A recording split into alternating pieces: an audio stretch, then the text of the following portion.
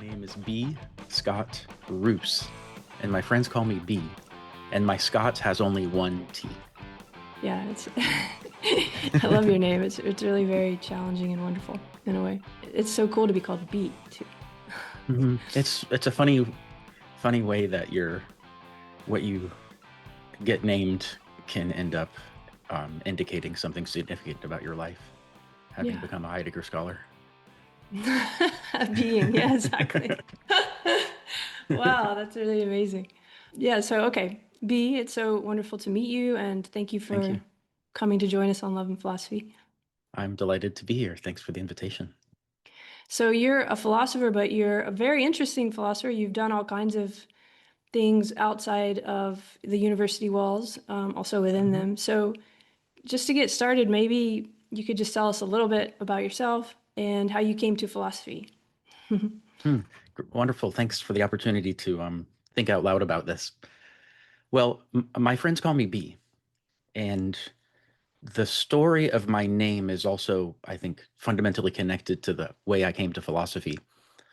My parents were Hare Krishnas, so I grew up around a Hare Krishna temple and um, was raised a vegetarian and was given a name from the Hare Krishna tradition, which is Vamana Bhava. Oh, And wow. B is abbreviation from Bhava.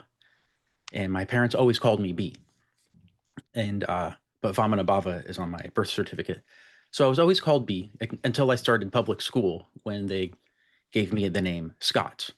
Somehow it ended up with one T. But what's significant here is that when you grow up in, say, something like an alternative religion or an alternative spiritual tradition, and you're a vegetarian, and everyone else around you, you're different. You're different from everyone else in a certain way about your fundamental sense of what is good and what is bad, or what's going on in the world. In a certain sense, everyone might think you're the weirdo for bringing your peanut butter and jelly sandwich and not eating the school lunch. But then you think everyone else is strange because you see what they don't see. You see the taken for granted ways that they what they eat, how they run their lives that are different from what you were brought up to expect. And so that leads you to see that our fundamental picture of reality is contingent, or our sense of what is normal and abnormal is really deeply connected to the family you grew up in, the language you speak, the time of history you're born. And that brings you to philosophical reflection pretty quickly. Did you decide to study philosophy because of all of those? Because it resonates with me in a lot of ways, but I moved a lot as a child. So Mm-hmm. that's been a big theme in terms of what's oriented my interests in a very Mm-hmm. similar way to what you just said, noticing because you go to a new school and things are completely like what's cool in one is not in another and all of this. So Exactly, yeah. yeah, did that get you like thinking, reading philosophy, like actual academic sort of philosophy or other kinds of philosophy? Or... I think it predisposed me to philosophical questioning. I didn't care about reading until I got myself into college, and then realized that college was my way to get out of Florida, which is the state I grew up in the U.S.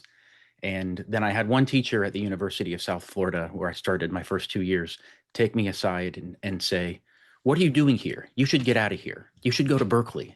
I'm going to help you." And she boosted me up and helped me get into Berkeley. And so I went there as a transfer student, which is where I met Hubert Dreyfus and became very interested in Heidegger and phenomenology.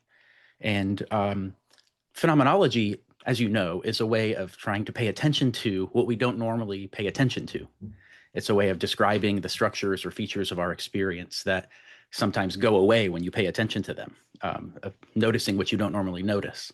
And so I think my upbringing and my in that in the Hare Krishna way, and my connection to being a musician and the punk rock scene, both were very much predisposed me to that kind of philosophical reflection.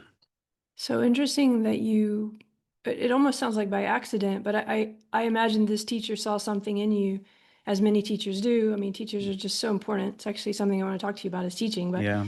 I suppose they saw this person, she saw something in you, obviously, but it almost Mm-hmm. sounds like you were in a certain kind of flow or something that this kind Mm-hmm. of happened. But is that different? Were you actually really wanting at that moment to get out of where you were? Yes, I was, and it was, and she appeared to me as somebody that Fernando Flores, who's somebody I work with and worked very closely with for many years, and now I work with sometimes. He came up with this phrase for these people that come into your life and open new doors for you. He calls them an ambassador of possibilities. Oh, that's And beautiful. yeah, an ambassador of possibilities. And that's also a kind of role that we can take for other people, which is one of the beautiful things about becoming a teacher yourself or becoming somebody who can, who helps other people take care. Yeah. Every now and then these people come up who are able to show you a different path or show you possibilities that were there for you that you didn't see. Oh, yeah. It's so wonderful to have someone else seeing the landscape and noticing you and caring about you Hmm. and offering something. I can't tell you how many people that I've talked to who have really done good things in the world who talk about one teacher who did that. So I'll just note that. But Yeah. another ambassador in your life who opened possibilities was Dreyfus, I guess. So do Yeah. you remember first meeting him, or what was that mood like? Because I know for all the kind of nerdy phenomenologists Hmm. among us, that's a very interesting time to have just walked into. Yeah, absolutely. It was one of the very most lucky encounters because it was from meeting Bert, that his friends and family call him, that I fell in love, deeply in love with philosophy and phenomenology. And then that I, through his encouragement, went to graduate school. And then through him, met Fernando Flores. And also I met, um, through Bert, his brother Stuart, who's become a dear friend of mine and also a collaborator. He's 94. I just had lunch with Oh, him wow. yesterday and helped him be interviewed by somebody who's working on an intellectual history project of the philosophical scene in the Bay Area in the 70s and the 80s. So, what was special also about this is that I ended up writing my PhD at Northwestern, and I came back to Berkeley. I went to graduate school at Northwestern. I came back to Berkeley to sit down and actually write it, to come back and work with Bert again. And then it was this moment in life where Bert was in the last years of his life, and I was just finishing my PhD, and I stayed around helping him teach the last courses that he was to teach for the last 6 or 7 years or so, and also working with Fernando and Fernando's family consulting and coaching company. It's interesting you're already doing both of those sort of different things. I think a lot of people in philosophy are starting to take new paths now that might have something to do with, for example, working and consulting or something like that, and Mm-hmm. also still trying to be an academic. But you've mentioned Flores a few times. Why don't you say a little bit? He's been an important person in your Yeah, life. Just he was maybe we also should introduce who he is. he was also yeah, major ambassador of possibilities for me, and one of the people who really showed me that philosophy makes a difference to the lives of real people. I mean, Bert already had that, and that's one of the things that people loved about Bert's style of doing philosophy and his style of teaching. And also, he saw that the arguments of phenomenology and existentialism were relevant to the arguments and assumptions being made about the artificial intelligence research of the first waves. So he saw and was able to also create this realization that philosophy makes a difference to how we think about important issues of life. And Fernando took that even further, and because he was then somebody who used his philosophical training to create a picture, a framework for how organizations work and how people work well together. And he used his experience. He was the finance or economics minister of the socialist government in Chile, the Allende government, and was responsible there for something called Project Cybersyn, which is one of the first times information machines were put in a network. And so then he spent 3 years as a political prisoner and came to the US in 76 to Stanford University. That's where he met Terry Winograd, who introduced him to Stuart and Bert. And Fernando never wanted to be an academic, but he read a lot of philosophy in prison and beforehand for his own research, but he wanted to make a difference, and he wants to make a difference Yeah, in the yeah. world and the lives of people. So he became an entrepreneur. He became they developed a software program based in speech act theory. He and Terry Winograd and their team in the 80s and early 90s founded a business consulting company and had a whole framework for coaching and business consulting and helping organizations work well together. The basic idea is this: An organization is a network of conversations that are oriented to taking care of the concerns of a client or a customer.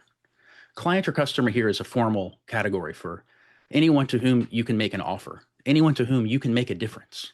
Mm. And so an organization is a network of conversations oriented to taking care of the concerns or making a difference in the lives of your customer.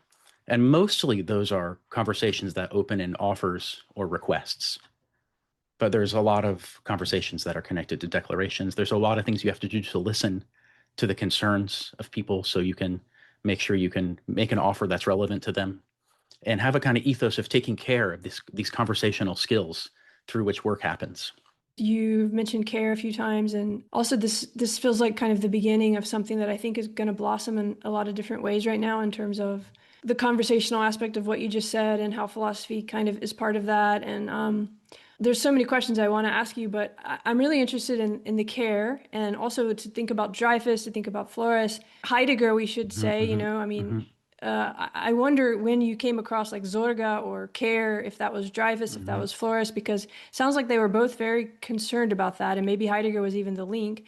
Yeah. And then also technology, because that's also Dreyfus, and that also sounds obviously like a connection with Flores. So, Yeah. yeah, let's think about those two things. Like, how did those come together or start to kind of stand out from the background for you in your life at that time?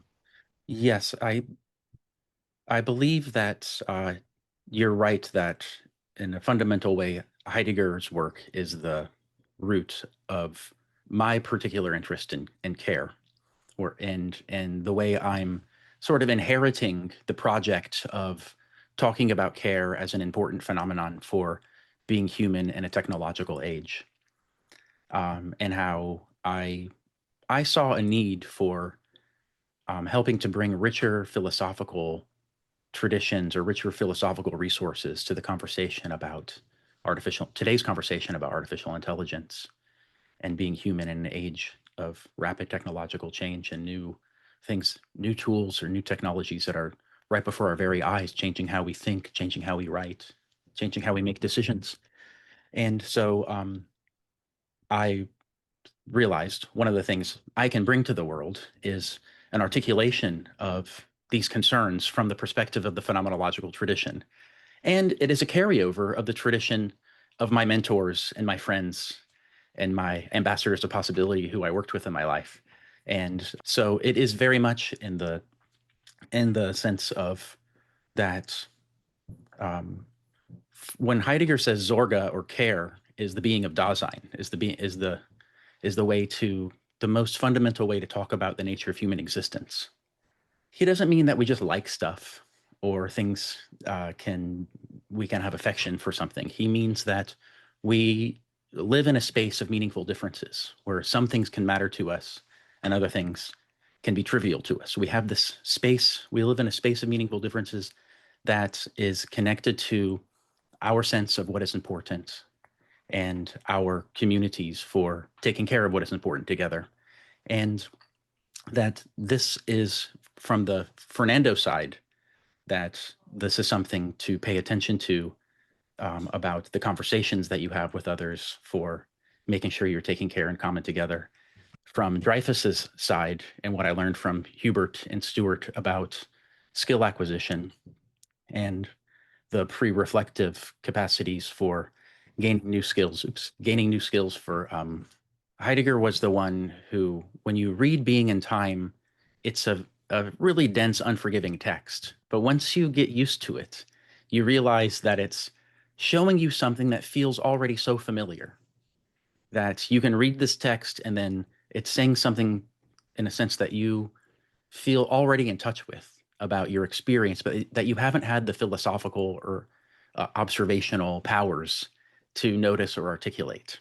One of the things that's at the core of what Heidegger was doing there, and that was taken up by Dreyfus and Flores in different ways, was that we live in a space of life that's determined by what matters to us, not just by our ideas, not just by this is what Heidegger was doing, overcoming the Cartesian tradition that thinks the most fundamental thing about being human is to pay attention to the ideas in your head and how they map onto or fail to map onto the so-called external world out there. And he wants to say, let's not get bogged down in this epistemological relationship. Let's not assume that the primary way that human beings relate to the world is of an internal mind trying to represent an external object. Let's have a different starting place. Let's acknowledge that minds relating to objects is something that happens. Let's not generalize that as the human condition as such. Instead, let's notice that we live in a space where things matter to us and where you live in distinctions between what's worthwhile and what's trivial. This is a space of meaningful differences. And that was already something in my early philosophical work that I, inspired by Dreyfus, wanted to say, this is really important. And even contemporary analytic philosophers aren't paying close enough attention to this. And so one of the things you do when you're trained in academic philosophy, what you have to do, you have to find your dialectical opponents. And especially when you're trained in the kind of Dreyfus tradition of phenomenology scholarship, you see the relevance of what Heidegger's talking about and what Merleau-Ponty's talking about to contemporary debates in analytical philosophy. And so I was really concerned to talk about how what Heidegger was doing about care and concern and being in the world, how it illuminated debates in analytic philosophy of identity. And so bringing his notion of care as an orientation and meaningful differences that structures your life, sometimes without you thinking about it, sometimes in a way that forces you to think about it, to bring his understanding of care in conversation with a philosopher named Harry Frankfurt, who in the analytic tradition is one of the most important, interesting people talking also about care. He has a beautiful little essay called The Importance of What We Care About. That is elaboration on some of his earlier work in the philosophy of agency that's super important and interesting to think about, where he's the one who makes this distinction between lower order desires and higher order desires. Wanting something and what you want to want, and noticing that human beings have the capacity for this higher order wanting to want. What we want to want has to do with the kind of person we aspire to be, the kind of motivations we want to have, which his example of the earlier time is the unwilling addict, or the willing addict, someone who smokes cigarettes, who has the lower order desire to smoke, and at the same time has a higher order desire. Do they want to be the kind of person who wants to smoke, or do they want to be, or do they think that's cool and smoking is actually fits in with their lifestyle and the kind of person that they want to be? Frankfurt eventually took this higher order desire picture, and for conceptual difficulties that he was working through, ended up thinking about it in terms of care. So I wanted to think about how the Heideggerian picture of agency connects into a deep conception of our historical way of being, and our social way of being, and our moody way of being, how that can relate to what's going on in people worrying about Harry Frankfurt's conception of agency. And at the same time, I brought Heidegger into conversation with contemporary Kantian ethics, who, with the work of Christine Korsgaard, very interesting existential Kantian, who teaches at Harvard, also was getting very close to noticing that what makes us human is what she called our practical identity, which she defined by those identities that make a difference to us, that make us who we are. Being a drummer, being a thinker, being a neighbor, being a family member, being a lover. Those identities and connections that shape your whole way of being. So in this technical philosophical work that I developed in the first 10 years of my professional philosopher life, those are the kind of issues I was dealing with. And that's what set me up to say, after ChatGPT came out, and even leading up to that, when we had the amazing developments from Google DeepMind, starting to realize the AI age is really starting to turn into something historically important, that this philosophical perspective has a difference to make and has a contribution to make. Oh, I just love that. And Frankfurt also had that book about love, I think, didn't he? Yes. Yeah. The Reasons of Love. It's a beautiful little book. Revisit that. So, and I love that you were already in dialogue with across what sort of were often thought of as like combative traditions in the way that you said with the dialectical tensions. But I think you're actually sort of, they're opening up a different space there by bringing those into conversation. And one thing that feels really important in that is like what it means to be alive, what it means to be Hmm. human. I mean, this goes to the phenomenology, but also in Frankfurt's work, it's really there in Course Guide. I want to hear a little bit about that because I think it gets lost sometimes in different worlds, but in the neuroscience world and in the philosophy world, we're really working towards things that are all about that, but I don't know that we think about it directly. I want to think about that, what it means to be human, how that connects to this definition of Hmm. care that's not just affection, and Hmm. how that matters right now in a new way. Hmm. Hmm. Yeah, I think here's one of the ways I think about the stakes of this. That we what it means to care, there's no particular, content. And their caring is a way of being. And it's a way of being oriented towards things, concerns, relationships, ideals that solicit you, that grab you as worthwhile and give you a sense of what you have to do. And the that, by the way, that doesn't necessarily mean it's morally good. I think there's part of the tragic dimension of being human is that people can care about things that are also destructive or Yeah, morally repugnant. that's actually an important point. Caring for what doesn't necessarily Hmm. imply, a certain kind of normativity of good or bad or something. It's, that's something we have to remember because we tend to associate care with good, but Yeah. what do we care for is actually an important point. You often talk about caring as tending to what matters, but Yes. what matters from a particular position, right? Exactly. Yeah, tending to what matters. I think this is a phrase I got from David Spivak, a mathematician at the Topos Oh yeah, Institute yeah. in Berkeley, who I've been collaborating with on a paper about Okay. care. We're developing the notion of care in contrast to the notion of values that's widely taken for granted in the AI alignment research. But it's a very undigested, assumed concept of values. What are values? Why do we even reach so naturally for this concept? And is it a coincidence that values are also what we enter into a spreadsheet? That values are what we put on our poster boards and celebrate the values of our company sometimes in a performative way that the people who work there see don't actually line up to how the company works. So Also with Topos and David, because that's mathematically talking about value too, is a very interesting idea, yes, and how that relates even in terms of symbols, representations, language, which is another whole area of your work. But something you said there, I want to get a little bit messy just for a minute because yeah, caring as tending to what matters. yes, Sometimes yes. I think of caring as mattering, and I mean that Hmm. in a Hmm. it's like an ongoing. I don't know if you know much about ecological psychology or Gibson, and this like more Hmm. immediate sense of Hmm. everything is mattering, and that to me feels like it caring. I mean, Hmm. in a sense, I wonder Yes, if you've ever thought about it like that, in an even more immediate and sort of radical way than because yeah. tending to sounds like we've thought about it and so on, but it seems very bodily and immediate to me. I don't I know like if that that. makes sense I, to you. I think that's really important. That's another thing we have to be careful about when we talk about caring. It doesn't necessarily happen at the level of higher order reflection. I think you're absolutely right. And even in the phrase tending to what matters, I would like to capture the more pre-reflective way that caring structures our lives, often without us thinking about it, before we think about it.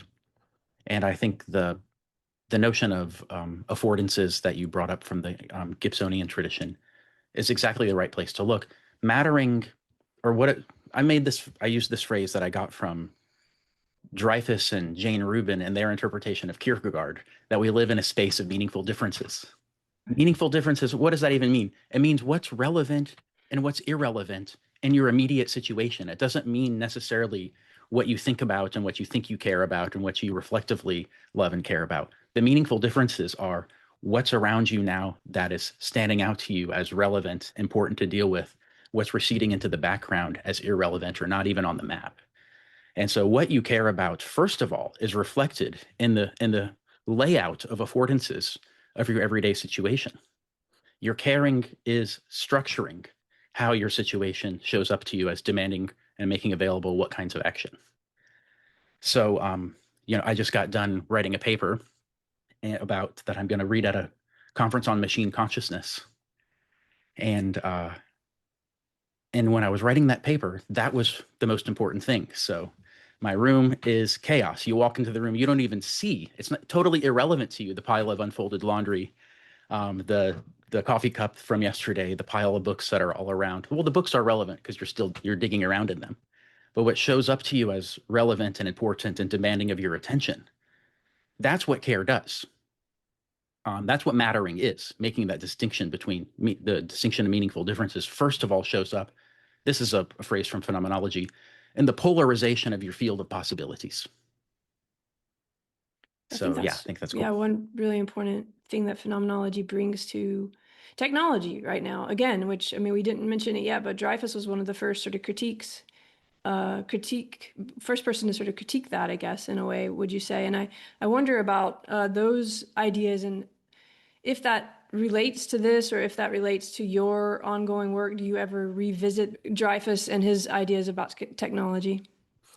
Yes, I think the way that Dreyfus was able to bring out um, in his interpretation of the stakes of AI, that he was writing against the symbolic AI, or what we call good old-fashioned AI,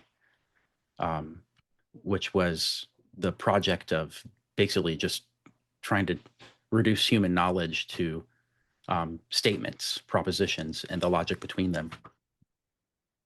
And what he saw there was that what these researchers assumed was a neutral, obvious picture of the way human cognition works, actually inherited a whole tradition of understanding and perhaps misunderstanding of what it means to be human, that overlooked embodied intuition and embodied skillful action, and looked at intelligence as a disembodied manipulation of symbols. And the exciting and tragic and beautiful thing about being human is that there is no one human nature. We make what we are in our practices, in our traditions, in our activities. And we have the paradoxical, but that's a certain kind of ability. It's a certain kind of capacity we have to together set up things in our culture that matter to us and orient our lives to them. We can turn ourselves into more machine-like agents. We can interpret ourselves. We can kind of cover up and forget that we have the capacity to create ways of life dedicated to things that matter to us, and become completely absorbed into the project of solving problems, being efficient, and optimizing everything around us for the sake of further efficiency. And this is where Dreyfus brought in his understanding of later Heidegger's understanding of technology, where technology for later Heidegger's picture is a kind of compulsive optimization, a sense that what's relevant in the world are those things that enable us to be more efficient, and optimal for the sake of being more optimal, and efficient for the sake of being more efficient.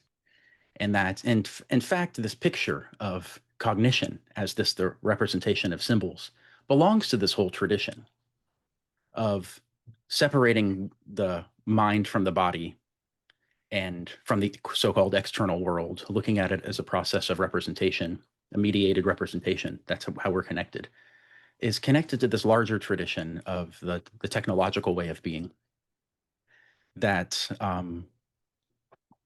that endangers our capacity for connecting to what we love and care about. Because if we're too busy being efficient and optimal, we forget to ask for the sake of what. And that's where the question of care comes in. Wonderful. And it also goes really back to this, what it means to be alive, and considering that. So again, I want to be messy because there's a lot of exciting things in there. But so that idea of symbol manipulation and that kind of critique sounds like it's old, but actually it's just kind of very much even more present now if we think of language in that way as what it is for the LLM, for example. Yeah. And Yeah. when we think about that, and we think about care, and we think about these different kind of fractal ways of caring, because it's not like a linear thing that we just care all the time for the same thing. I mean, care is a very tense thing, and we can have cares that, you know, don't fit together, as individuals, Yes. as societies, all the time. Our body itself is doing that. So I want to hear, you know, what you think about Hmm. the fact that right now, we've kind of forgotten the body. We're hungry to remember what the body is. We almost think we don't need the body. And yet, this thing that's come out of the body, which is our communication, our ability for conversation, which is actually what we're feeling in the excitement of being able to converse in new Hmm. ways, has Yes. somehow gotten confused with the symbols. Hmm. And we seem to think everything is language, but we're also reading the body into that. And it feels very confused in a sense, in a way that actually brings up a lot of those same critiques at another level that you just expressed. Does that make any sense at all to you? Or Yes, yes, definitely. Yeah, I agree. And I think there's the even though the critique that Dreyfus and also Terry Winograd and Fernando in their book Understanding Computers and Cognition from 1986, they were doing also in this project of criticizing the assumptions of symbolic AI. And from their perspective, what they showed is that if you look at information, if you look at language as simply the transmission of information, you overlook the fact that in human conversation, we're not just transmitting information, we're making and coordinating commitments, and we're taking care of concerns. Language isn't just sending information from my information processor to your information processor. It's a way of making commitments to each other, creating our social reality. When you invited me to have this conversation with you and I accepted, that became a commitment, a mutual commitment that we had to show up and have the conversation. So language wasn't just sending information, it was coordinating these commitments, which are connected to what we care about, what our concerns are. And so the picture of an overly thin picture of language kind of blinds us to those dimensions of the caring, concerning, coordinating, social reality, creating dimension of conversation language as humans have it. And even though Dreyfus's picture was criticizing symbolic AI, he was actually, him and his brother Stuart were very friendly to the possibility that neural networks were a much better, non-representational in this technical sense, way of the way intelligence works. Already in their book, Mind Over Machine, they recognized what they called back then connectionism, and the neural network tradition was a new way or an emerging way to make sense of how intelligence might work that didn't have the same assumptions as the symbolic AI tradition. And of course, the AI systems that we have today are based in the neural network paradigm, but they're still carrying over. Carried over is still some of the assumptions from the classical AI tradition, which is connected to the fact that the language, as the large language models have it, um, let me just say before I kind of go on a critique, I think these things are amazing. I think they're beautiful. I think it's a marvelous invention. I think it's wonderful that the people who made them don't even know how they work. And we're living in this age with this new entity that speaks to us. And we need to actually also exercise humility about what these things are and how they work and what their implications are going to be.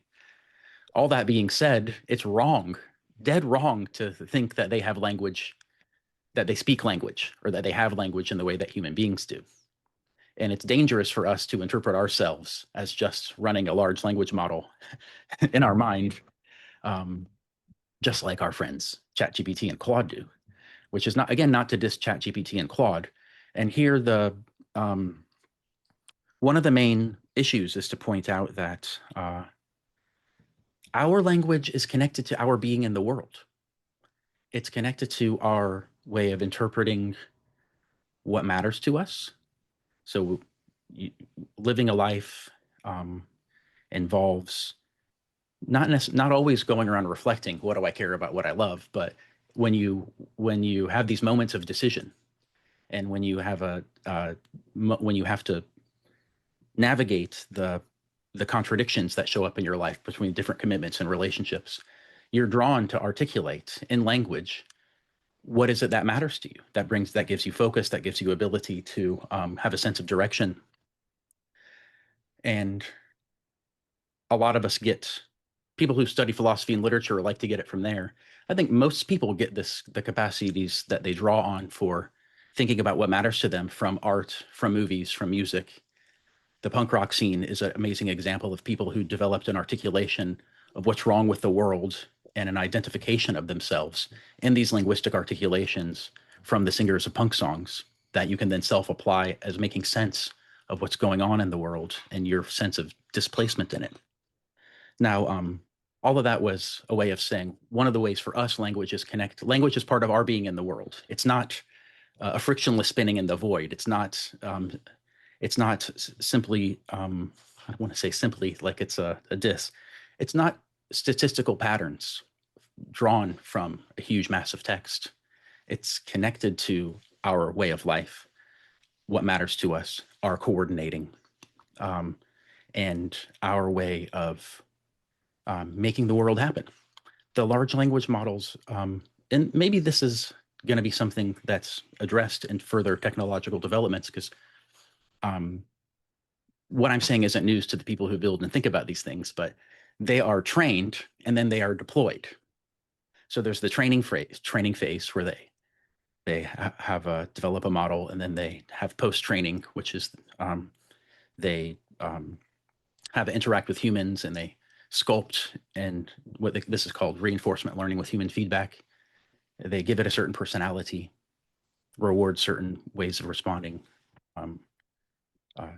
disincentivize other ways of responding, and create a personality for these things. Then they deploy it. So in their deployment, in a sense, they are connected to human beings who are connected to the world. So they're in some sense connected to the world and being in the world, but they don't learn from their interactions. There's a lot of caveats you have to say there. There is some in-context learning. The systems now, some of them have ways that they can draw on your files if you let them. But the model itself, its weights are not retrained in connection to how it's interacting with the world. But our mind, our linguistic capacity is fundamentally enmeshed in our relationships, our real-time conversation, our real-time dealing with the tragedies and dramas and perplexities of being human and figuring out how we're supposed to live our lives and what's important to do in this moment. That's what language enables for us. And it's in that real-time interaction with the situation that it's alive for us. So that's one way that the assumptions today, when you look at language like in a language model that's trained and then deployed and fundamentally disembodied, that some of those assumptions carry over. With Flores, did you ever meet Maturana or any? Yeah, was that? I wonder if that was any kind of connection there, but I bring it up because of this idea of languaging, which I'm not really remembering so well now, but I think there's a real distinction here that you're making that I want to bring out a little bit more between language, like as a symbolic system or as whatever we want to call it, language in the kind of symbols and representations, which is like math, right? But we wouldn't necessarily think that a thing doing math is kind of talking to us. But when it's in this symbolic representation that is the way we language together, which is the way we converse and communicate, which is different from language as like a symbolic system, but which is so hard to keep clear on, like the embodied action of languaging is something different than language, at least as I see it. I don't know if it's for you, but we tend to think if it has language, it's languaging. And those are different things, right? Or yes. I think that the Maturanian understanding of languaging is Fernando's the one who I was about to say something that I don't understand very well, but I do think is very much in this pocket that we're exploring right now, like you pointed out. And I never read Maturana until I met Fernando, who was friends with Maturana. When I first met Fernando, I just finished my PhD, and Fernando was at that point had been a senator in Chile and was on the way to move back to California, but he did one more political activity in Chile, he ran a think tank on innovation called the National Council for Innovation and Productivity. And Fernando's the kind of character who wants to hire a Heidegger scholar to be on his research team for writing the report on innovation. And he was proposed to Hubert Dreyfus to hire him as a consultant on the innovation report. Bert was too busy at the time, and I was just a fresh PhD. So Bert introduced, he said, well, let me introduce you to B. And so then I was 2 months later on an airplane to Santiago to be on Fernando's research team for this report. And one of the other tremendous opportunities for being on that team was that another consultant he hired was Humberto Maturana. Oh, wow. This is what I mean about your life. It's like a kind of weird flow of, I mean, it's not like you would sit there and plan, this is what you want to happen, but it's really quite spectacular. Yeah, exactly. I think that's you make an important point that there's sitting there and planning what's going to happen can take you so far, and but being open to the contingencies of life and seeing where they take you is also part of the adventure. And I think that relates to the embodiment and the ecological aspect I'm trying to get at, which is not so much about affordances, but about just this immediacy of being as the world and, you know, not separate from the world, which is a kind of thing that's very hard to kind of really grasp, but I feel like it's so what we want to grasp now, or what I read into your work when you're talking about care and caring and why this matters in the age of technology. Because as you were talking, you know, you're talking about this amazing technology, and it is amazing. It's so amazing that I don't want us to waste the opportunity. Do you know what I mean? Because Yeah. I feel like there's so much we're not getting at because we're not thinking about what it means to be human, what it means to be alive, what we could do better with this. So just to come to that just for a minute, even though I really want to ask you about Francisco Varela, but I'm not going to. But I didn't get to meet him because I guess that was too late. Yeah, But I wonder I think he died in 2001. if Flores did, because that's also like he was also. Yeah, they were friends back then, and Okay. Francisco Varela brought philosophy books to Fernando in prison to read. Oh, wow. I'm so glad that you just said that. That's beautiful. But to this thing about technology, right now people are creating technologies that are changing us and changing the world and in an embodied way. And so Yeah. so caring feels really important to me in a way that I don't think we've really articulated before. I don't mean me and you, but I mean as humans in that I know organic you and I way are on that that I'm project trying to together. get at. Yeah. Yeah. So I want to hear from your perspective, like why this matters for people who are making technology, using technology, because it feels like it's really important, but I'm not sure it's really going to be clear to people yet. Good. Yeah. Thank you for that question. And that's why I really appreciate about your work and the project that you have in this interview series and in your writing on Substack, that you are out there with this very similar agenda to raise questions about love and care, and to lose touch with these capacities, and to ask how these capacities need to be cherished and preserved and integrated into the technological times that we have. I think a lot of the people building these technologies are aware of the world historical or potentially world historical work that they're doing. And a lot of them are terrified by it. A lot of them also have a sense of mission and purpose about it, and rightfully so. But I guess I would frame it in the following sense. We need to include the phenomenon of care and taking care in our picture of what it means to be human and what we're building these technologies for. And because in designing technologies, we're also designing ways of being human. That's the thesis of ontological design that Terry Winograd and Fernando Flores articulated in their book, that there's ontological implications for creating technologies, especially those technologies that will become pervasive in human life and enter into all of our daily habits by which we construct our lives and our relationships. And so that helps to grasp the stakes. We're designing ways of being human. And so how can we be alive to the responsibility there? And it's not only on the question of the designers of these tools, it's also on the question for all of us who are using them.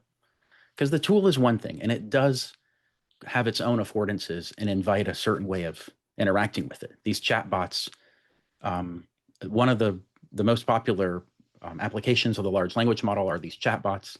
And there's a lot of debate about what kind of personality these things should have. Should they be so-called sycophants, telling you how great your question is and sucking up Which to they you? are right now. I'm sorry to Yeah. say. You have to tell them, please don't just try to be nice. But Yeah.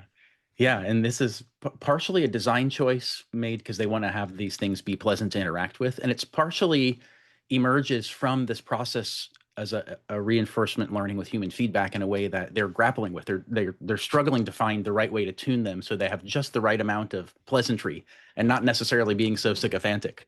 Although some people really liked the sycophancy, understandably so.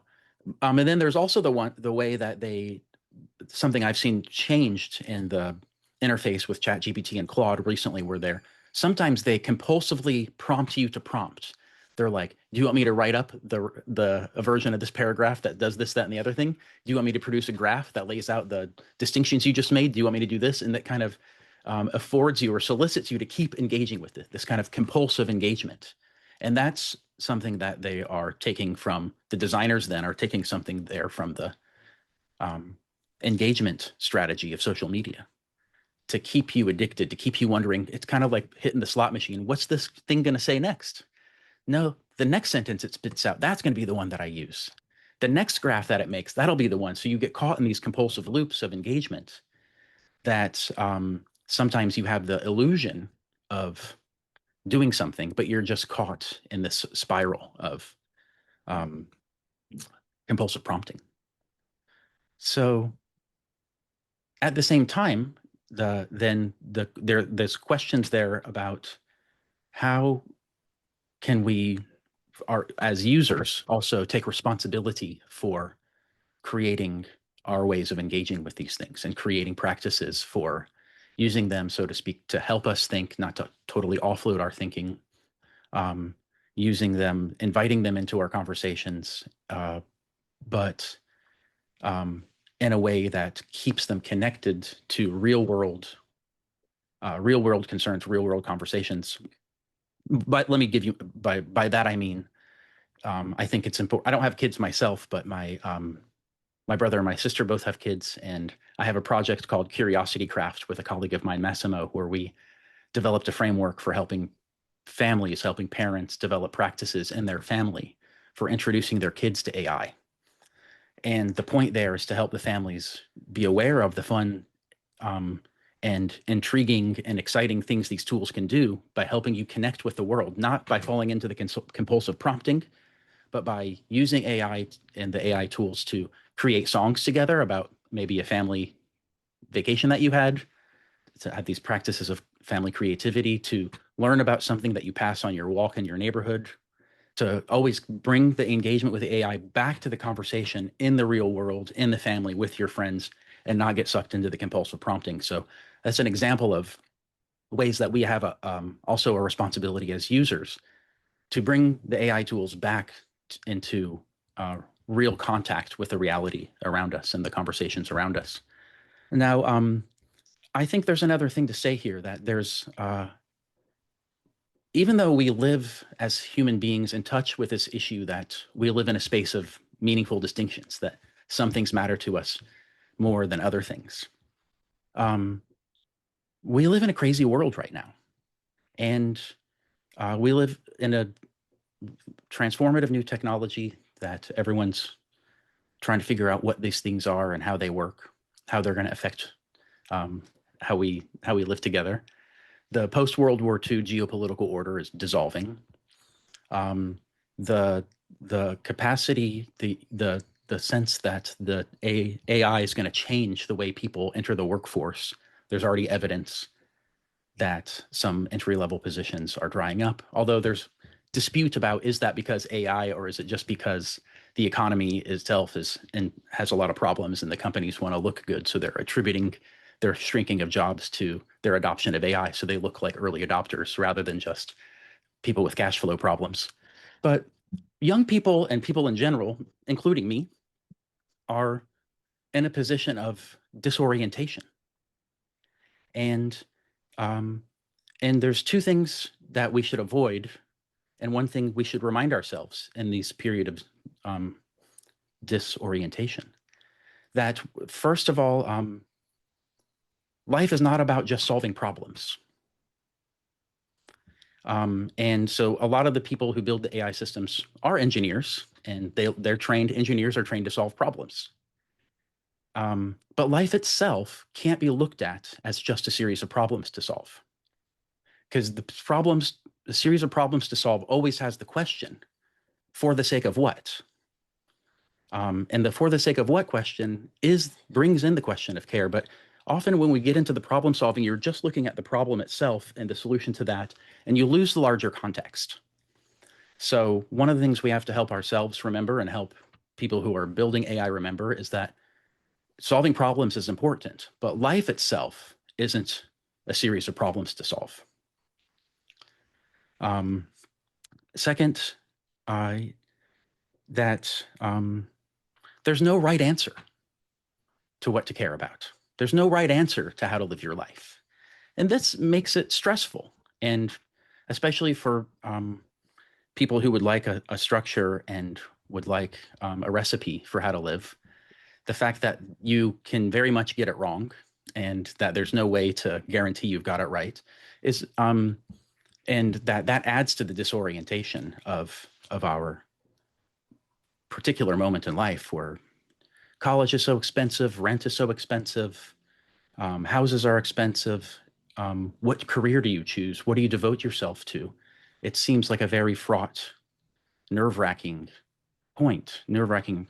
decision. But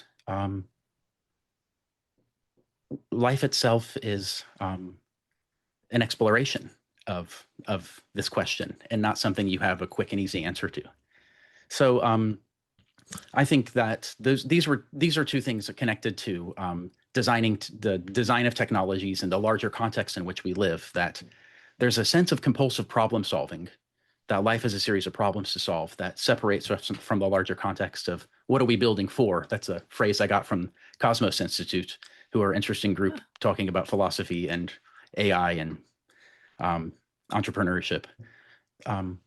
For the sake of what are you solving problems? And then accepting in a moment of awe and wonder and also ambition and determination, the fact that we live in a crazy historical time where there are no recipes, and that part of the adventure of being human today is this staying in touch with the questions, what matters for our civilization now? What are the conversations we need to be having? And as your own individual life, to realize that there's no formula for that. And it's an adventure and experimentation to undertake with others.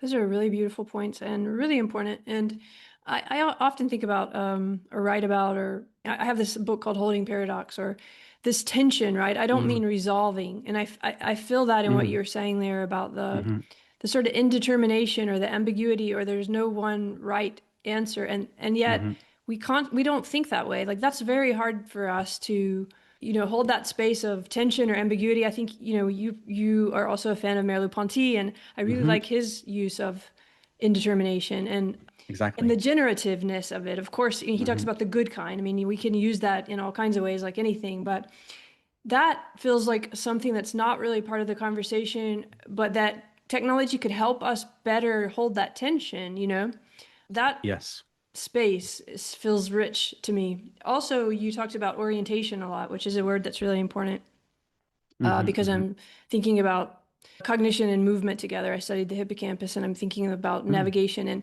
I've heard you say that caring is a kind of orientation. And so it's interesting when you talk about disorientation, how that would naturally relate to something that's not being noticed, or maybe that we're not dealing with relative to this ongoing caring, in the sense we were talking about earlier, that's not always rational.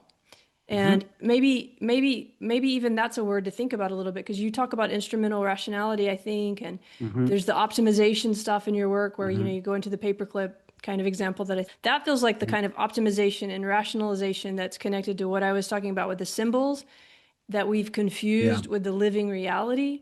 That kind of rationality is a language-based kind of rationality. And if we think of cognition as bodily, that's a different kind. That's not like that sort of rationality, instrumental rationality. That's more like what I'm thinking of as caring. I know this is kind of a lot, Yeah, but does yeah. this bring up anything for you? Yes, yes. Brings up, connects very well with the things I'm concerned and disoriented about. And it reminds me of this following story that one of the times I was a teaching assistant for Hubert Dreyfus in his existentialism class. We do the whole first part of the course on Kierkegaard and Kierkegaard's book Fear and Trembling, Wonderful which philosopher. is, Hard, but worth it.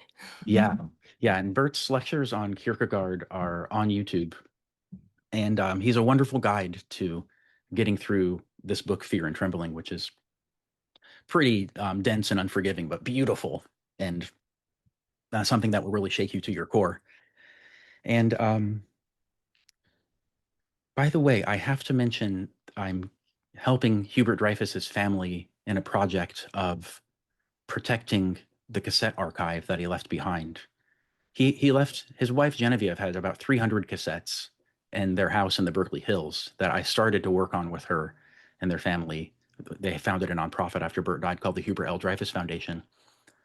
But then the philosophy department, I went to the philosophy department to hang up the flyer for this project, and the department manager came out and grabbed me and he said, "We just found a bunch of Bert's stuff in the Howison Library storage cave, and there was another 700 cassettes going back to the 70s and the 80s and the 90s, and in the house there's some stuff from the 60s, and so we have almost 1,000 cassettes of Bert's lectures that we're working on raising money to get digitized and to create an authoritative archive of the lectures with the syllabi, with the handouts, with like context."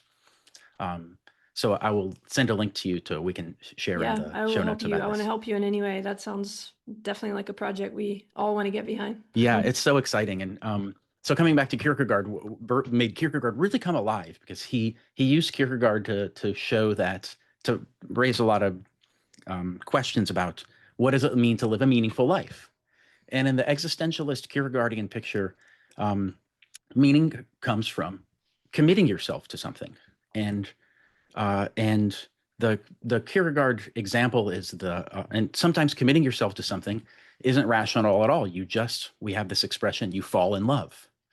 Bert loved to talk about how something just grabs you. And he found himself in debate with the AI world at MIT, not because he chose to, like as his rational life plan, but because he happened to be at MIT. Minsky and Papert were down the hall. His brother Stuart happened to be working at the Rand Corporation.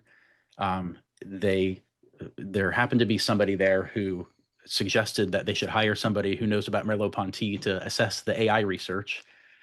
And so this is just concatenation of contingencies that suddenly organizes your life in such a way that shows you something in your moment that is worth doing, that you can then commit yourself to give your life purpose and direction. You don't find it just by sitting back and thinking about it. You find it by throwing yourself into life and looking at where the strange concatenation of contingencies that makes up your drift, makes up who you are, what that reveals to you as alive and important and relevant for you. And the way I just described that is kind of a mashup of what Bert would say about Kierkegaard and what Fernando would say about finding your calling, and the work that I was doing with him. But the kids who took the Kierkegaard class from Dreyfus, he would talk very beautifully about this thing that he called unconditional commitment. And in Kierkegaard, the example is Abraham has an unconditional commitment to God, and this leads him to sometimes to do something that looks very crazy, namely be ready to go up and kill his only son because he's got this stronger commitment to God and that God will make it okay. And Kierkegaard in this context talked about the teleological suspension of the ethical. You suspend ethical norms. To have unconditional commitment means sometimes to suspend ethical norms for the sake of having this higher telos of tending to what matters to you, what gives your life purpose and direction. And Kierkegaard used the Abraham story just to point out how gnarly it can be maybe sometimes and how irrational it can be to wholeheartedly devote yourself to something. It ain't always easy. Dreyfus used the example of romantic love, which is also shows up in Kierkegaard and some of the stuff he talks about in Fear and Trembling. He talks about a lad falls in love with a princess, and Kierkegaard scholars like to speculate that Kierkegaard's talking about his own love for his woman he loves named Regina. But in a footnote in Fear and Trembling, he says, love, uh, we can use love to stand for any relation in which an individual concentrates the whole of his life's reality. Oh, And that's so so, wonderful. yeah. So Dreyfus used this phrase unconditional commitment to connect to that. And at the end of the Kierkegaard class, the students would come up to want to chat more, and they would say, B, an unconditional commitment sounds awesome. Where can I get one? And the question reveals actually the kind of disorientation of our times, like getting a commitment to something you can order from Amazon, or finding the direction of your life as something you can learn about, and a teacher can teach you what to do. And that shows an orientation to life that looks at life like it's a menu of options to choose from. You can stand back and choose your options, like ordering something offline, and that's a disorientation. That's a disconnection from where you actually can find what to love and care about, which is throwing yourself into life, into your moment of history, into your moment in your city, and your connection, your family, your technological moment of technological disruption. What's going on in your life that draws to you, that speaks to you, that gives you something to do? It's not going to be the same for everyone, and it's not something you can get by standing back and thinking about it. Thinking about it helps, of course, sometimes, but first of all, it's a matter of immersion and identifying what shows up as worthwhile in this moment in your life, in this historical time, and to accept you might be wrong about that. And anyway, there's some about care and technology. I think what you just said is so important in so many ways, but two that come up a lot relative to what we've been talking about is I think there are generations now, I'm not one of them, I don't think you are either, but who did grow up with that very mentality that those students, and I have this too from students, where can I get it kind of thing, or not really feeling comfortable being in their bodies in the immediacy in which you described. Kind of always being able to escape that, or even never having actually had that kind of, especially people who were, in COVID, kids and stuff, that there's a difference, right, between what that's like to just be immediate and then to become thinking in your head, and some people who have to deal with that. So I guess what I'm trying to link that to is that ambiguity and that indeterminacy and that tension, and that being a generative kind of thing. I think this relates to punk a little bit, because I'm thinking about you. You're a punk musician. I'm a drummer. To those who don't know, you're a drummer, and maybe we should talk about that a bit. But that spirit of disruption being not necessarily bad, depending on how you are in your body and who you're with around you. I don't know if there's a link there at all, but I just put that out for now. Thank you. I think that if there's one, I do think, well, I was going to say, if there's one lesson to come down on and emphasize, I like how you're pulling out the notion of ambiguity and indeterminacy and the generative nature of the indeterminate, and how it's not a bad thing to not have a full plan and a full certainty and a full problem-solving menu of how your life's going to go. And to embrace the indeterminacy and uncertainty as part of what makes life meaningful. Having everything easy and laid out and on a plan is a lot of times what we're trained or what we're enculturated into thinking that's what we should be doing. But you miss out on what is there that doesn't fall into the structure that you want to impose on it. And so I feel very worried if I hear about on the young people. On the one hand, they're the ones who are going to discover the new ways to use these technologies and innovate and practice. But it worries me when you hear about people asking ChatGPT what to say in a conversation with their friends or with their family. and not being able to sit with the discomfort of risking something from yourself. The thing is, like, we don't know what we think beforehand. We have to take the risk of saying something out loud in the conversation often. Our thinking and our emoting happens in conversation, happens by taking the risk of putting something into words and maybe noticing that's not quite how I feel.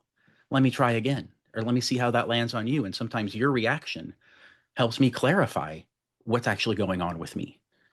And it's so important to have that sense of, to be ready to have that, to deal with that discomfort and uncertainty of being in conversation and discovering and creating your sense of who you are and what matters to you and how you're feeling in the conversation with others, and not having a plan that's given to you by your AI assistant, because that's, I think it is a skill, and I think it is a also uh, something that takes practice. Yeah, it's a skill, and it takes practice to enter into conversation with that uncertainty and with that experimental way. Do you think it's okay to, or not okay, but I can't imagine that we could practice a little bit for those people who are really shy, for those who are really shy and have trouble like throwing themselves into it and kind of Hmm. lose the opportunity?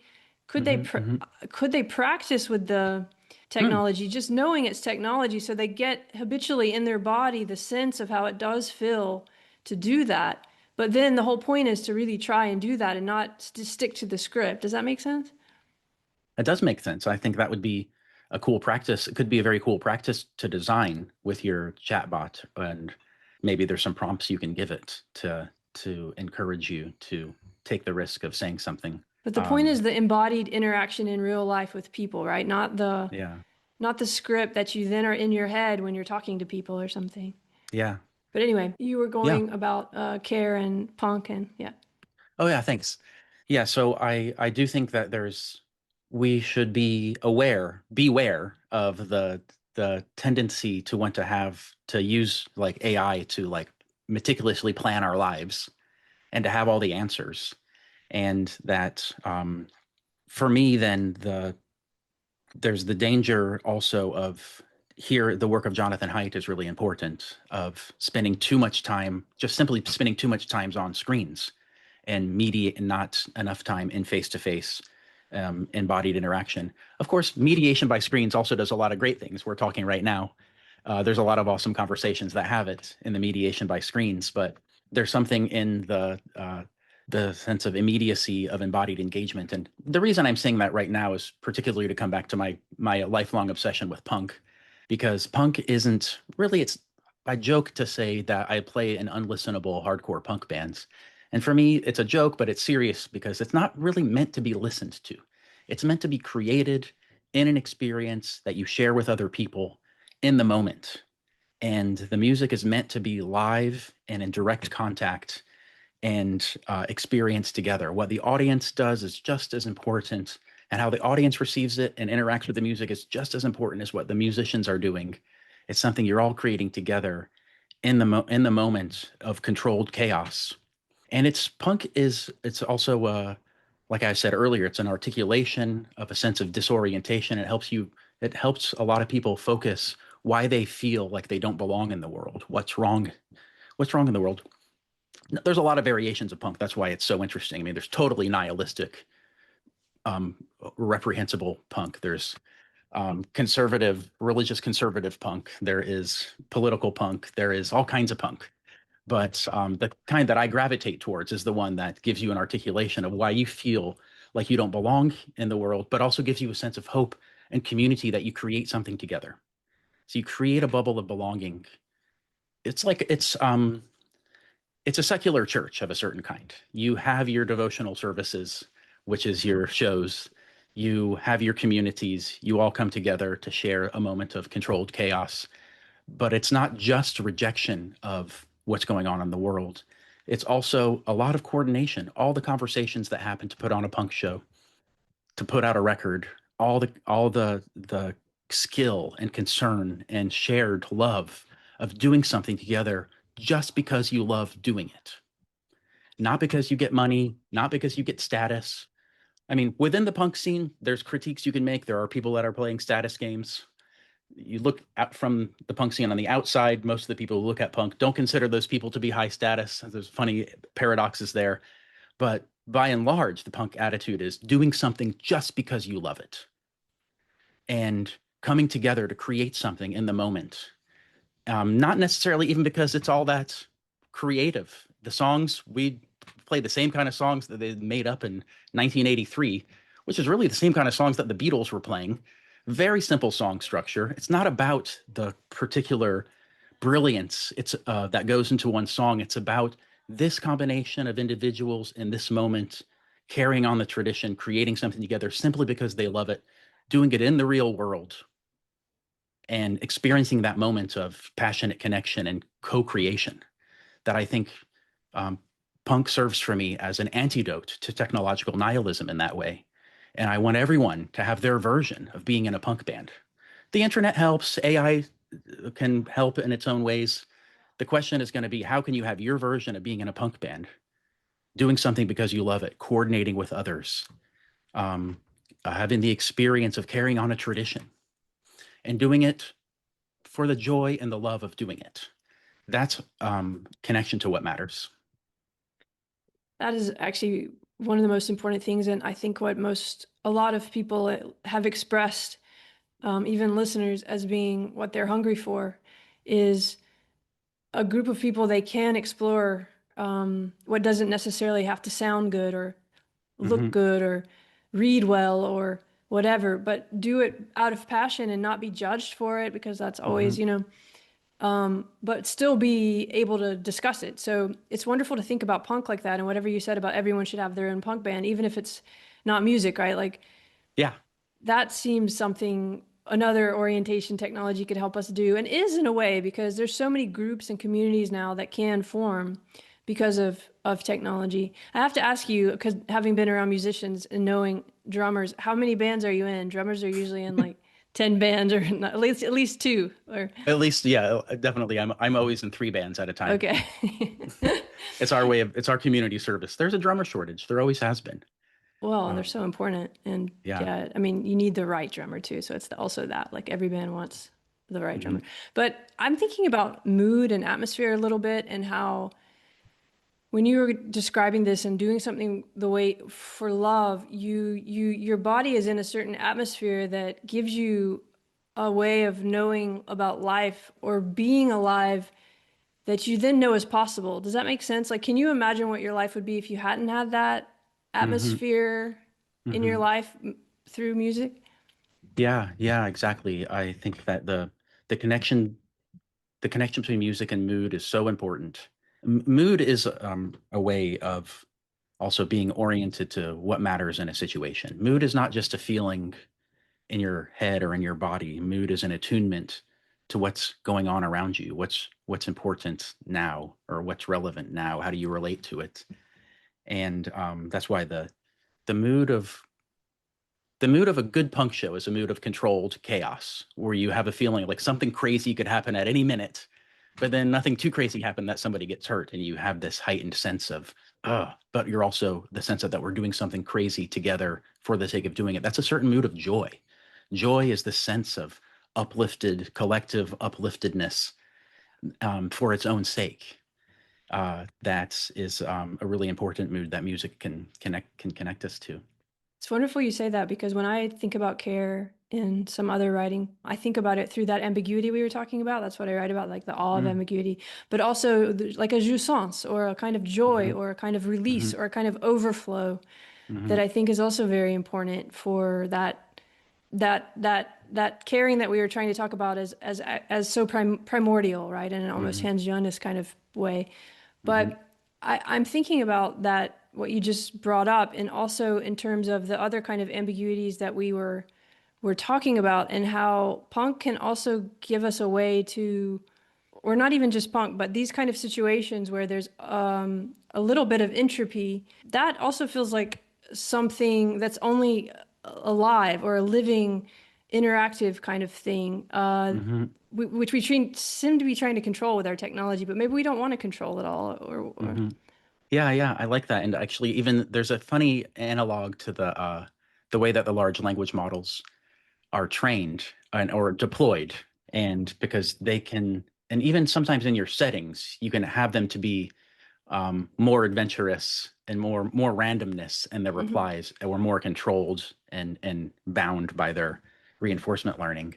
And so there's something to say there about the generativeness of entropic chaos, of the paradox, of the tensions, of the uncertainty, of the unsettledness, that it's also connected to how these machines speak their language, which is pretty cool. Yeah, and this paradox of technological caring that you bring up sometimes too, I think is that the paradox itself, in whatever way, speaks to the fact that we don't have everything under control, and that Hmm. there's something generative about that. That we also, it's an ongoingness in the way you said, like there's no one answer, and there's something about how do we find ways to go through this together in the way that you were talking about with the punk. I don't know, Yeah. but in all the worlds that you've been in, I suppose that you felt that tension, and you've maybe felt these different moods and atmospheres and caring and all the stuff we've been talking about in a lot of different ways. I wonder if that's ever been overwhelming, or if you've been able to stay in that kind of pocket that it sounds like you're in when you were Hmm. describing Dreyfus. That sounds like a little bit like your life too, that you were when he was just going with what he cares about, and being awake and alive to it, and taking the opportunities, but also Hmm. through care. Does that relate to the way you've been in the world too, with all these different worlds and your Yeah, trajectory? definitely. It feels like that, like the decision not to do a PhD and then not to do a traditional academic career was this moment of recognizing that here I was. I had this opportunity to stay working with Bert while he was teaching at Berkeley, and here was this mysterious figure, Fernando Flores, who came into my life through Bert and was offering me a job to work with him in his consulting and coaching company. And I was like, how am I going to say no to this? I mean, yes, I'm giving up. I'm giving up on the structured, well, what the academics like to believe. What gets a lot of them into it is the idea actually that you can have this kind of safe, structured life, and you have a path and you get tenure, and then you're set and you don't have to worry about it, which is a Not funny really so version of true this. anymore. Yeah. Definitely not true. And it is a funny version of, getting, abdicating the uncertainty endemic to life and looking for this problem solving plan. But it gives you the space to think, which has got its own benefits. But I had this moment of just giving up, or deciding to bracket the traditional academic path and just say yes to what life had presented, which was this other kind of adventure of going out to be a philosopher in the wild, or to be, I sometimes joked, a working philosopher, Yeah. and Street to learn the philosopher. relevance. Yeah, exactly.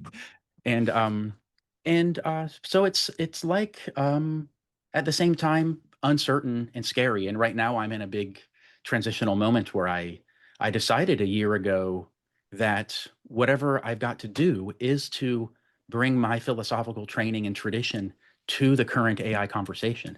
I don't know where that's going to take me. I don't know how I'm going to pay my bills. I'm floating. I'm raising money here and there. I've got institutional affiliations that sometimes support me, research funds that sometimes come my way, but I'm navigating and I'm making it up as I go along.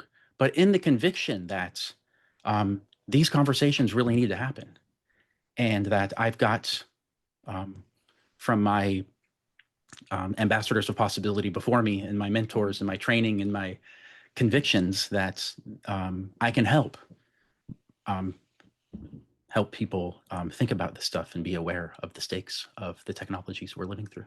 Well, I mean, B, you are. And I think it's very interesting. I had thought about it before you even said any of that, but something is happening around you and with you. And it's interesting that suddenly these people just sort of become, I would kind of want to say a teacher in a sense of, because I think all the stuff we've been talking about with care, and maybe even all this training you've been doing in all these different ways, you're there. It feels like there's a kind of teaching in that, in a sense of, what Dreyfus meant to you, or why it Mm-hmm. matters to be doing philosophy at all. I don't know if that makes sense to you, Mm-hmm.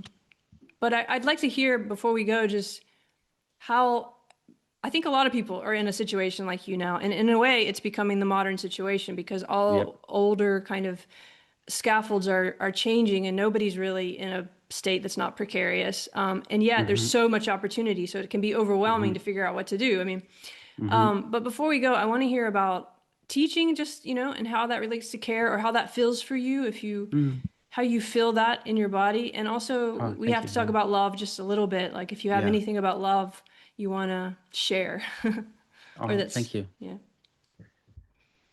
Um, about teaching, I have two paradigms or two great mentors of teaching that have been in my life. And one of them was Hubert Dreyfus and the other one was Fernando Flores. And with Bert, he was the most inspiring teacher. I mean, people loved taking his classes because you had somebody on the one hand up there defending a view. He wasn't just up there reading a text and kind of summarizing. He had a way of articulating the philosophical position in a way that connected to life, and that he was up there to defend and explain and make matter. But at the same time, he was always teaching at the edge of his own understanding. He would not teach something that he understood completely. He always wanted to teach the stuff that he didn't understand. Or if he was coming back to Heidegger for the 100th time, he would want to focus on the places that he was unsteady from last time. That's why he always recorded his lectures. They're mostly for him. He did put them on the students, reserved for the students, but he wanted to listen to what he said last time and figure out how we could understand it better, where he was confused. So in his own articulation, he was always teaching at the edge of his own understanding. And that created a sense of adventure, of shared inquiry, that the issues aren't settled. These issues aren't going away. These past philosophers have dealt with them in their way and set us up to think more about them. But the questions of what it means to be human are always changing because our technologies are changing, our political intuitions are changing, the historical craziness that happens all around us changes the stakes and the questions that we have. So we're never done in these philosophical reflections. And so that was something that I was inspired from Bert to see teaching as a shared inquiry, and that an immersion in that perplexity and uncertainty and indeterminacy where the real thinking can happen and where the real issues of being human can be dealt with. From Fernando, I learned that um, teaching isn't teaching is more important to not to teach content or like a theory to somebody, but to teach them skills for living in a richer ontology. So Burr was still a university teacher and would still kind of help people develop arguments and think systematically about how to read Kierkegaard or how to read Heidegger and write a paper about an issue of philosophical importance. You were still learning a kind of theoretical skill, even though it was grounded in this existential concern and this immersion in the indeterminacy and perplexity. It was still supposed to resolve into a paper with an argument and a thesis and so forth. So Fernando was not a university teacher. He had a consulting program, consulting company, and a coaching, kind of life coaching approach. And he had a way of locating the ontology that somebody lives in and helping them break out of it or have a richer ontology. What does it mean to live in ontology? It means to have certain habits of conversation and habits of what you notice. So the engineering, this is one that we spoke about earlier. Engineers live in an ontology of problem solving.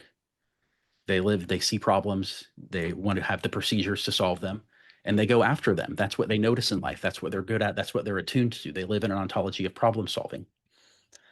But that's then in the Fernando approach, he says he helps people see that they live in an ontology, and then he helps them realize that you, as a conversational being and a moody being, you have the capacity to learn new conversational skills, to not just be stuck in the problem solving way or transmitting information, but to awaken to your capacity to coordinate, to co-create a world with others in conversation, and to focus on there's a variation on this to focus on what matters to you and what your dream of life could be and to coordinate with others to create it. So he wanted to bring, he sometimes called this the ontological detox. If you have to show people that they live in an ontology that kind of prevents them from seeing the full richness of being human, if they're always looking for problems to solve, if they're always looking for information and procedures, and instead help them develop the skills to relate to life as an adventure, but one that has a structure of conversation and of paying attention to the moods that you live in and the moods of the organization that you work in, and to know that moods shape our possibilities. If you're in a mood of resignation, you don't see possibilities. That's what the mood of resignation is. Everything feels overdetermined and there's nothing you can do here. But a mood of ambition is a mood where you see challenges as opportunities to prove yourself and to test yourself and to test your community to overcome. So helping people see that we live in moods and that we live in that we can develop our conversational skills for making better offers, making better requests, making declarations in our communities about the concerns that we're going to take care of. Yeah, and in that general sense, waking up to the joy and the mystery of life and going for it. That's the one of the ways I learned about teaching from Fernando. I have to say that reminds me of something you said about nature, which I don't remember exactly, but or maybe it was even Dreyfus, but it comes from this tradition of there being meaning. Nature is meaning in a sense, and Mm-hmm. I don't know why it reminds me of that, but it had something to do with the tangling, or it seems to me that what you just described, when you put all of that together with the sense that there's already that we're immersed in meaning and all the stuff that we've been talking about with caring, then that's a different kind of that's a kind of gift, right? That you can maybe express for other people that seems pretty important right now, if that makes Yeah, sense. yeah. I like that sense that the meaning is out there, so to speak. It's not in your head. You don't have to make it up. You don't have to decide it. The meaning of life is out there in the issues that matter in our world now, and in the relationships that you have, and in the strange history, the unique life history that each of us is, in the historical moment that we all live in. That the meaning isn't just in the head. It's in this kind of social historical space that sets up some issues as important and some issues as irrelevant. And given your history, can attract you, pull you, grab you. That's the way Bert liked to talk about it. Something grabs you. But then you have the wherewithal and the sense of adventure enough to allow yourself to be grabbed, sometimes without a plan. How to Yeah. be strong enough to, again, it comes, I mean, it's just because I think about it all the time, but it's that holding that tension and that paradox, learning how to do that together, learning how to help each other do that. And also when you were talking, I was feeling like the body's power, right? The power that we are as living beings, Mm-hmm. and how much amazing stuff we could do if, in your term, in the way you've said it, we started thinking about technology as enhancing that caring and that sensuality and that beingness. It feels like, whoa, that's a whole really beautiful way to think about the future. Yeah. Yeah. That is the most important issue of our times, is how to design and then create ways to use these technologies to enable us to keep in touch with these capacities for caring and for taking care together. Caring means discerning what matters, discerning what are the significant issues in life for us at this moment and in your own life, and then taking care. What are the practices and skills you need to take care of what matters to you, to tend to what matters, to use David Spivak's phrase. Tending to what matters is an activity. Caring is an activity. Mattering is a way of being, like we were talking about earlier. Yeah. But it's something we do together. It's not something we do alone. Yeah, we're making care all the time, literally. So maybe if we think about that and notice that differently, it changes it. I guess we've been talking about it all the time in some way, but love. I want to Hmm. ask you. I always ask at the end if there's any experience of love that you would like to share relative to basically anything. It could be love of knowledge or something, love of your teachers, love of punk. I don't know, just that word, if what it means. We've already mentioned it quite a few times in important ways, but if there's any other thoughts or experiences Yeah. you want to share. Well, I'm definitely a pluralist about love. I think there's many loves. in many ways. And loving is a way of being. It's also, again, not just a feeling.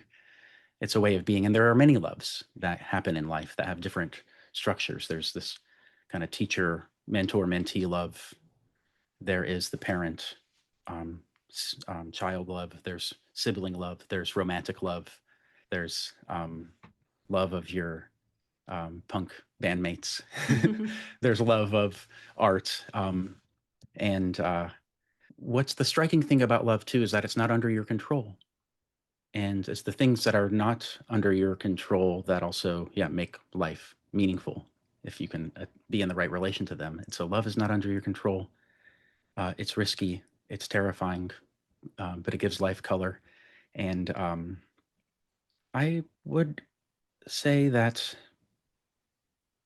well, I'm compelled to say that my lifelong love of music has been there together with me with my lifelong love of, the discovery I made of thinking and reading and teaching and being involved in intellectual inquiry. But the lifelong love of music has been something different for me. That's been fundamental. That has been, like I said, a source of community, a source of creative expression. Again, without the pressure of having to do something radically new or innovative. We're doing the same songs that they did in 1983, with different variations. It's embodied. It is moody, and it gives you a refuge from everything else could be going wrong in life. Everything else can be crazy in the world, but you have the moments of the long practice of your embodied skill, of your community, of the experience of co-creation with your bandmates. And this is existential salvation. This is the experience of love in its best sense. That's beautiful. I think music really is very close to what we try to gesture towards with words like love. Also, I was thinking about, as a drummer, the way you use your body is so amazing because you're using your feet and your hands, and it's such an embodied, it's so almost a way of primordial. thinking without Yes. not thinking, but it's so cognitive and so Yeah. bodily and so immediate in the ways that we've been talking about. Yeah, you have all kinds of problems in a certain sense, like creative problems to solve. How do you fit this drum roll into this part? And can you get your body to move in the right way? Yeah, and And also being aware of all the other instruments, like the yeah, space, you're sort of, yeah, it's really, I mean, you could write a book just about that. yeah.